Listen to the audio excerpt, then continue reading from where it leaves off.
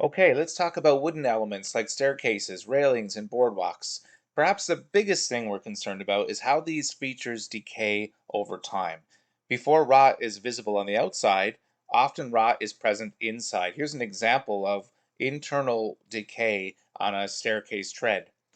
So the concern, of course, is these structures could fail when they're being used and cause a slip and fall injury. It could also cause things like railings to become loose or the edges of staircases to become loose. All could potentially result in a slip. Protruding nails could be an indicator that the internal strength of the wood is deteriorating. Basically, all wooden elements should be regularly inspected for rot. One common deficiency or challenge we see with outdoor staircases on trails across the province is you have different rises from step to step.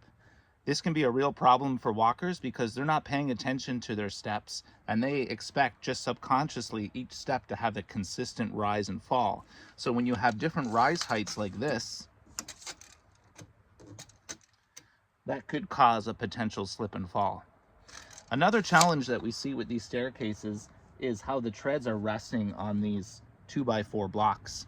Well, a lot of times these blocks tend to rot first and is unseen. You can't really notice the rot. So a person comes, puts their weight on a step, and you have a slip and a fall. So it's important for these types of staircases, especially as they start to age, to inspect these blocks that each tread are resting on, make sure they're sound. Railings should be stable and secure and include a mid-rail. They should also be the appropriate height.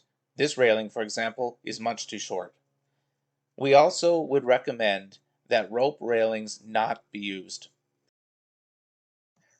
There are a lot of different styles of boardwalk throughout the Green Bay area.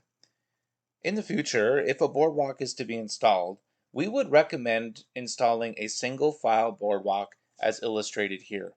It requires less materials and less maintenance, and they're less costly to construct.